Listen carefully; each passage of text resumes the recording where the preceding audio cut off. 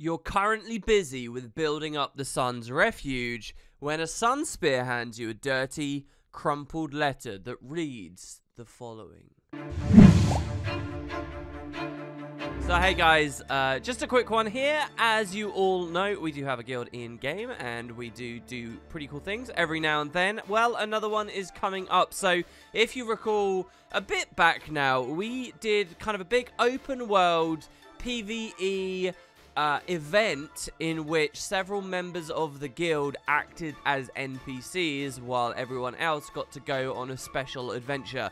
We streamed it, we showed it all off. It was excellent. It took ridiculous work and dedication on the part of the GMs. Everyone had a really good time. Well, that's coming up again. It's going to be a big stream event that we'll be showing off, but also it's going to be something you guys will be able to play for rewards and fun times. So Trails in the Sand, yes! Chapter 2, I guess, The Lone Wanderer is a thing. So I want to give you guys the details about it. Honestly, this blows my mind how much work the GMs have put in here. I've just kind of sat back and then one day I get told, hey, we're doing this thing, and I get thrown quite literally this document we're looking at here, a bit like the letter we'll be looking at. So here, as you can see, we get this really fancy letter. We imagine that we've just been thrust it into our hands, and it reads the following.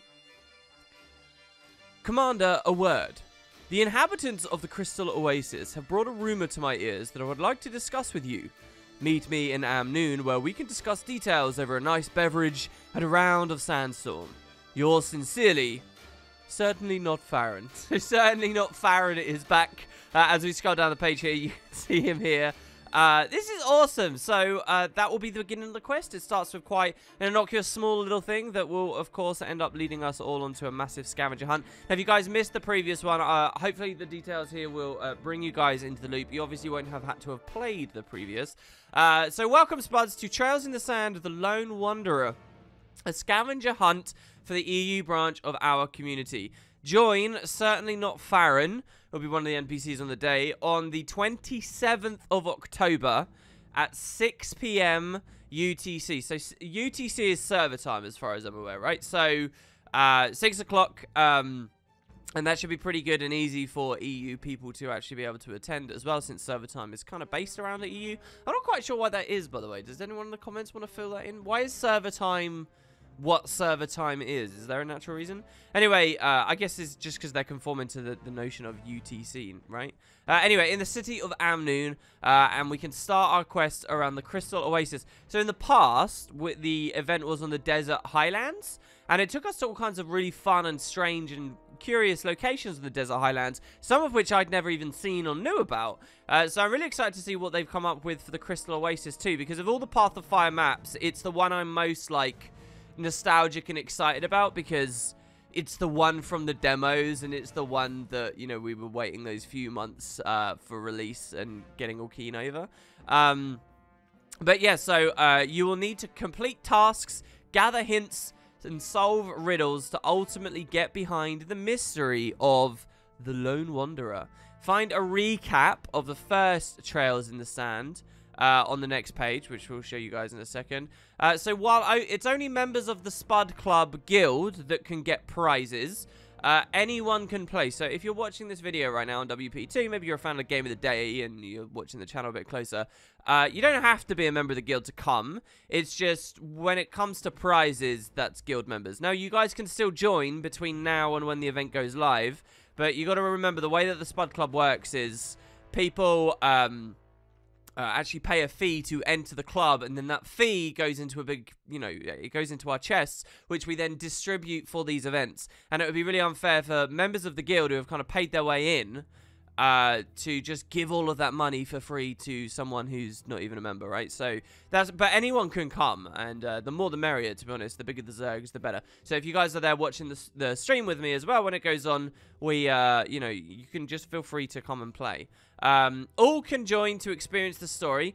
In order to progress the story, you will need the third mastery on the Jackal Sand portals. Griffin is not required but recommended. I like this. It's like they're really doing it super professionally. This is like ArenaNet style, right? Like when a raid comes out, they have to warn you.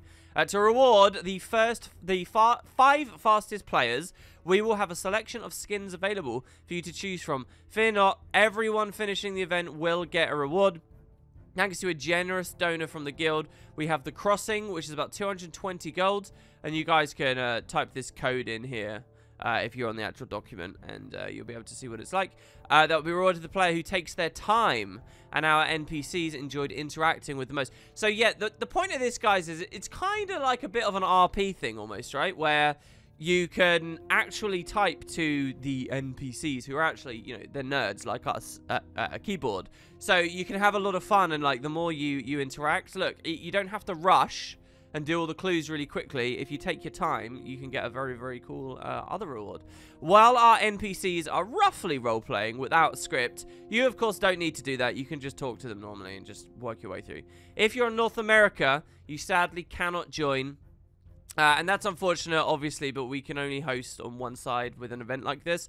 What I would say, though, is it's not difficult to... Oh, no, it's Path of Fire, so you can't do a free-to-play account. I don't know. Hopefully, you've got an alt account, and you can set that up with Launch Buddy. I recently just set Launch Buddy up myself, guys, and it's very, very, very easy, and it's had a lot of updates recently. So getting the multiple account thing going is pretty good. All right, the event will be streamed over at Twitch TV, Wooden Potatoes, the link hopefully you're all familiar with. And we hope you enjoyed Trails in the Sand, The Lone Wanderer, as much as we enjoy making it, and we will see you all on the 27th of November.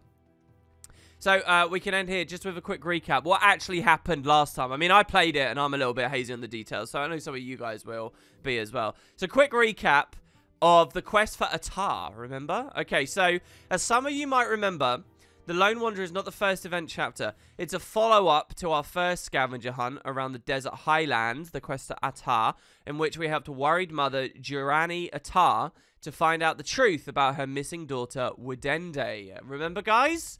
Widende was part of a guild named Eternity's Guard that tried to help the commander's efforts against Balthazar, but ultimately got scattered all over the desert highlands. In our quest to find out what happened to Widende, we travelled across the desert highlands and met some interesting people.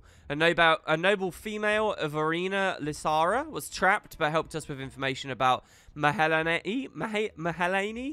I'm guessing we'll meet a lot of these characters again, guys. A Silvari, fascinated by the corruption of living creatures. We met, certainly not Farron, a mysterious human who got his associate, Innovator Plarg, stuck in a cave. Certainly not Farron decided to roam the desert with us and helped us find Baldur Swiftstrike, a ferocious char trying to open up the tunnel to Ebonhawk.